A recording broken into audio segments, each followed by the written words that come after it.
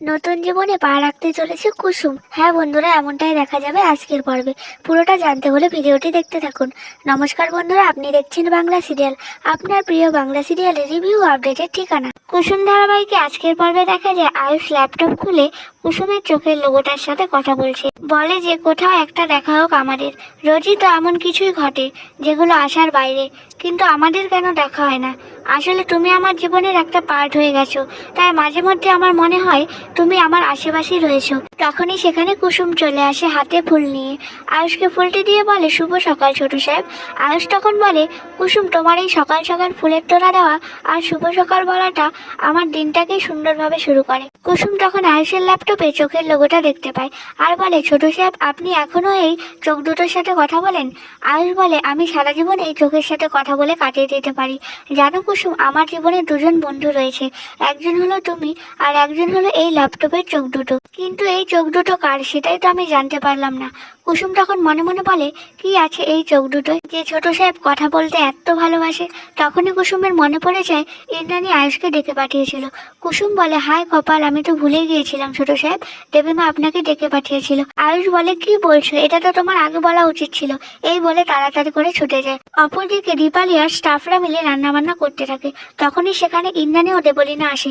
এসে দীপালিকে বলে, এখন তোমরা কোনো রান্না করবে না, বন্ধ করো এসব। দীপালি তখন বলে, ম্যাডাম কেন, কি হয়েছে? আমরা কি কোনো ভুল করেছি? ইন্দ্রাণী বলে, না, তোমরা কোনো ভুল করনি। আয়ুষ হসপিটালে থাকাকালীন তোমরা পুরো বাড়িটাকে সামলেছো, অনেক পরিশ্রম করেছো, তাই তোমাদের আজ ছুটি। যাও সবাই বাড়িতে গিয়ে রেস্ট নাও। দীপালি তখন বলে, ম্যাডাম রান্না বান্না রয়েছে, তাছাড়া বাড়িতে কত কাজ রয়েছে, সেগুলো কে করবে? ইন্দ্রাণী বলে, আজ গাঙ্গুলি বাড়ির পুরো হেসেলের দায়িত্ব আমার। তুমি বাইরে যাও, গিয়ে সবাইকে বলে দাও আজ সবার ছুটি।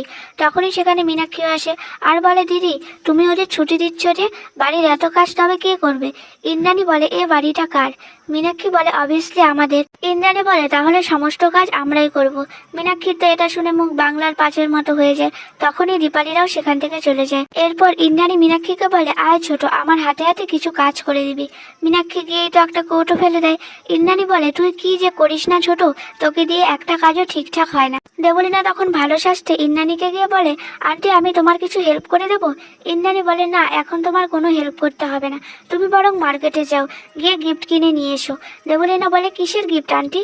ইন্দ্রাণী বলে, আজ আমাদের বাড়িতে কিছু স্পেশাল গেস্ট আসবে, তাই তুমি আর মীনাক্ষী মিলে কিছু গিফট কিনে নিয়ে এসো। এরপর দেবলীনা ওরা গিফট কিনতে চলে যায়।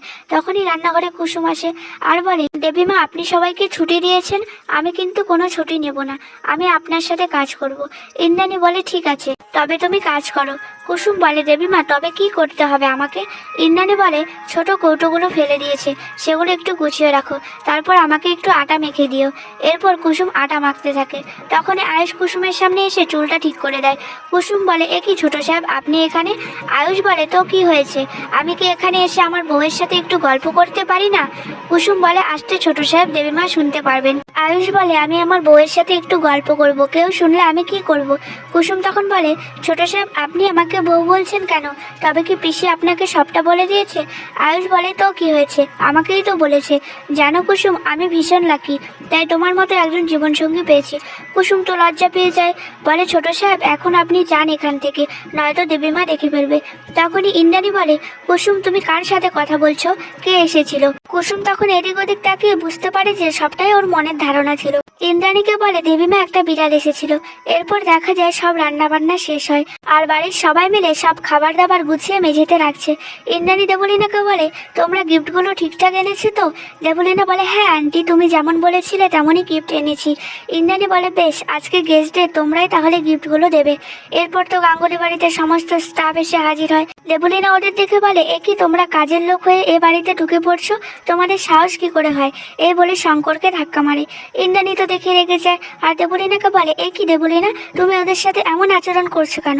ভুলে যেও না ওনারা এই গাঙ্গুলি পরিবারের সদস্য।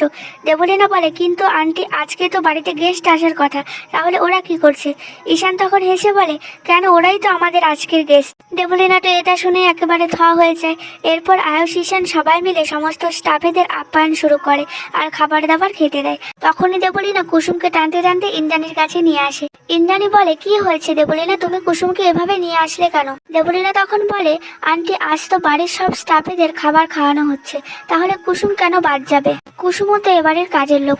ইন্দ্রাণী তো এটা শুনে রেগে যায় আর দেবলীনাকে বলে, চুপ করো দেবলীনা, কুসুম এবাড়ির কাজের লোক নয়, ও এই গাঙ্গুলি বাড়ির মেয়ে। তাই আমরা যখন খাবার খেতে বসবো তখনই ও আমাদের সাথে বসবে। আর এখানেই আজকের পর্বের সমাপ্তি ঘটে। তো কেমন লাগলো বন্ধুরা আজকের এপিসোড? ভিডিওটি ভালো লাগলে পেজটি লাইক ও ফলো করে পাশে থাকবেন। এতক্ষণ মনোযোগ সহকারে ভিডিওটি দেখার জন্য ধন্যবাদ।